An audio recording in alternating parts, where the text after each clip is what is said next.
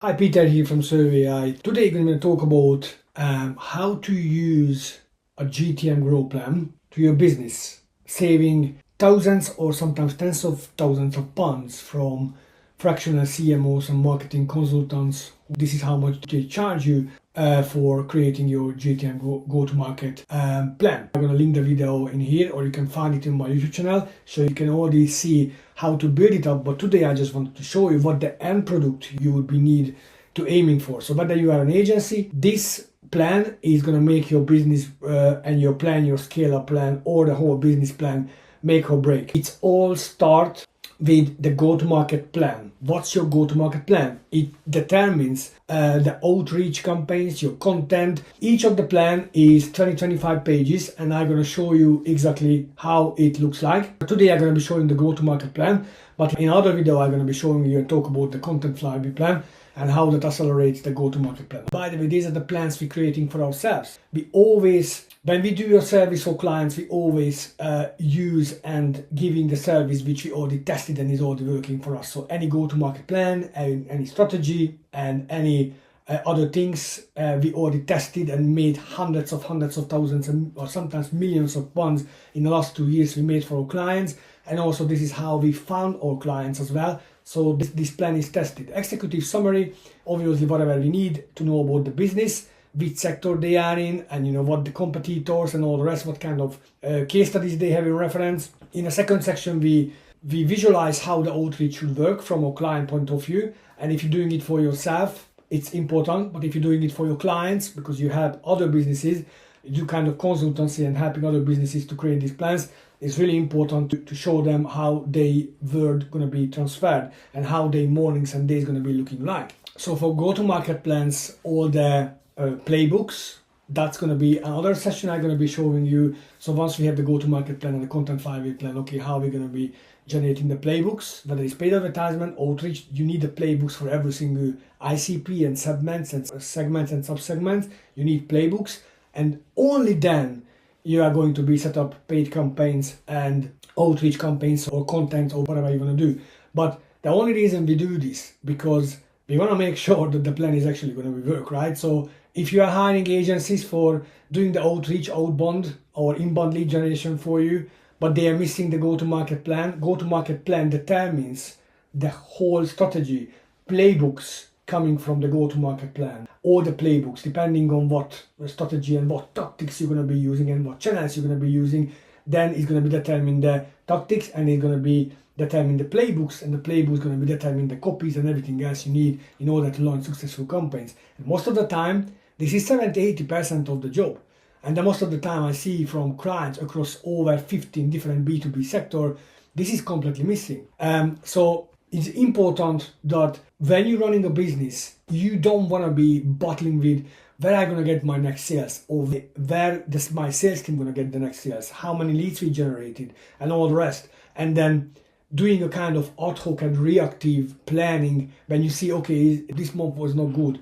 It wasn't good because it wasn't planned ahead. Your go-to-market plan, you didn't know what channels you want to use. You didn't know, and you didn't create all the playbooks and all the right copies and assets for those campaigns. And that's why you are doing a reactive lead generation and try to fixing problems when it's already too late. So in ideal world, you should be wake up, have a coffee in the morning, or a CEO managing a smaller business, or you're a bigger business and you have people reporting to you, your sales manager, your sales director, commercial director, business development manager or director, doesn't matter. They're reporting back to you, okay, what was our last month, what was our last week, how we going with lead, and they or you, if you're running your own sales, you should have every morning bar responses from outreach campaigns, outbound marketing, and also from LinkedIn and your inbox, mailbox as well. So you don't need to think of, okay, where am I going to find my next client? Every morning you wake up and you have new responses coming in, and it's very important, new responses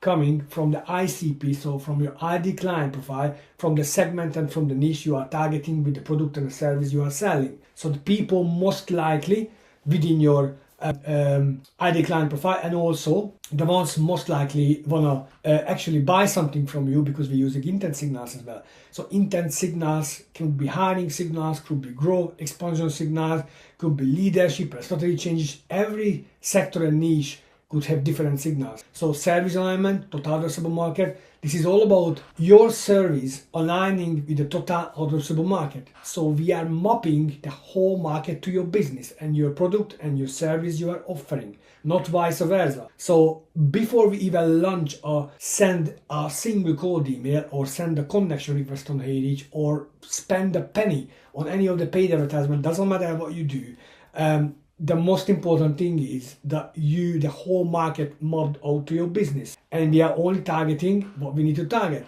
So this is why I like outbound, working with inbound in conjunction, but outbound is so critical because your conversion might be lower because you're reaching out people to cold, but you can pick up the clients you're going to be targeting with outbound. I know it's not everybody understand and not everybody agreeing that outbound would need to be the part of the lead generation and sales and go-to-market strategy, but it should be outbound and inbound should be working alongside, because although they haven't come to you, so they don't know you exist, sales cycle could be longer, but you can pick up the clients if you generate enough leads and positive responses, and you can convert them. So for example, in this one, your service, it could be whatever your service is, social value supply, SMA productive programs, government tenders, large cooperatives, and serving SMA customers. So target the pain, target the decision makers. Market summary by segment is so critical. So which segment we're going to be targeting is not just ICP, so ID client profile, but every ID client profile has their own sub-segments and niches, and we're going drilling down of that as well. So companies, how many companies we can find, how many decision makers we can find. And as we're launching campaigns, we like to launch 3 to 5 campaigns in any given first 90 days, so we can test by the priority, high, medium to medium, so we know exactly your total addressable market by segments and by roles as well. Decision makers by role, by category. This is also very important because who we're going to be targeting to is not just about generally understand the industry, so your ID client profile and the segments and the niches, but by the role within the company. And we are normally, and it's very, very few people talk about this on YouTube or anywhere, very, very few people actually thinking of who is going to be the most likely responding back. Because let's be honest, a CEO of a 100 plus company, very unlikely going to be responding back, or even a founder of that company, very, very unlikely they're going to be responding back to an outbound.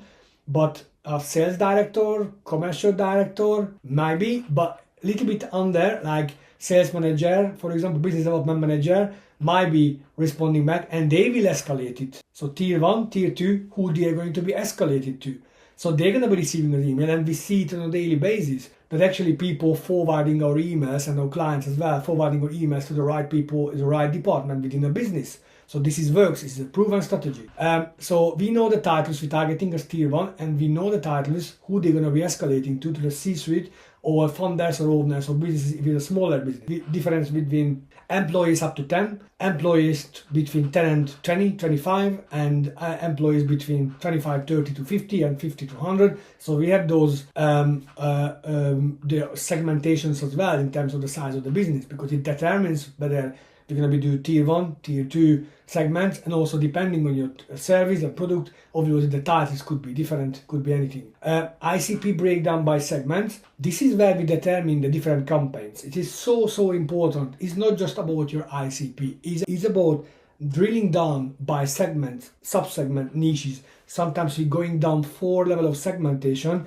For example, if it's management consultants, okay, what they are specialized on, are they a healthcare specialist management consultant or fintech specialist, so we're going back, and even within that fintech and healthcare could be so many other things, so we're going down and down always, and this is where your outreach going to be come across and going to be landing as super targeted. People are going to feel, okay, he's done his homework, he knows what I need and what my service. Obviously we break it down by titles, by number of employees, by revenue, and we're creating all different campaigns, campaign 2, campaign 3, campaign 4, and then campaign 5. And this is how we're going to be launched them within the first 90 days. I haven't seen in a single competitor or any clients who ever came to us that someone is actually mentioning the importance of who is your ID client profile sells to. This is what is going to make your outreach message land in a way, not come across like a templated message everybody sends to the others. Also not like making up stuff. Yeah, I done my research on your business and all the rest. Now with the new AI technology, everybody can do some personalization. But if you don't know who is your ID client profile sells to, or your client ID client profile sells to, then the message never gonna cut through the noise. So we're going into the messaging framework. So when we're developing a go-to-market plan, we're creating a messaging framework. So your value propositions by segment, your key differentiators, unique selling points if you like, and the positioning angles for outreach. This is so critical in any go-to-market plan. Positioning and angles for each of the different campaigns. It makes a huge difference how you position yourself on your market for your ICP and what kind of angles you try to get into their world. Because at the end of the day, when you're sending a cold email or a cold LinkedIn outreach message, those people don't know about you. They have no idea that you exist in the first place. And you are entering in their world at any given time they are in. And you need to enter in their world in the right mindset, with the right message, which is resonating with them. This is why positioning and angles, we determine positioning and angles in the playbooks. So go-to-market plan give their foundation, and we're creating different playbooks for different angles and different scenarios, for different titles, for different things, because everything is going to change the copies. It's going to be changing the message, going to be changing the subject line, how we're going into the email. So all different email copy, subject lines, LinkedIn messages, the different sequences. So we're breaking down all the 5 campaign segments and then the implementation roadmap. So phase 1 is our first 2 weeks, and then phase 2 is the 3 to 6 weeks, and the phase 3 is the 7 to 12 weeks, which is the first 90 days. It's really important. Phase 4, we optimize and scale what it works. So essentially the first 90 days is always a testing. Of course, we're delivering results already, but the real magic happens from month 4. And this is what people sometimes forget to tell their clients. And this is why a lot of misunderstanding and letdown happen with us as well, because people are not honest about the first 90 days. We always guarantee results for clients if we pick up a client who wants to work with us. But we're always making very clear the first 90 days we still guarantee something, but it's a lot less what we guarantee after the first 90 days. Because by that time, we know exactly what works and what not working for you and for your segment. Expected outcomes is really important. Success metrics, results, qualified opportunities. We're not measuring reply rates, we don't care reply rates. How many qualified opportunities we are creating.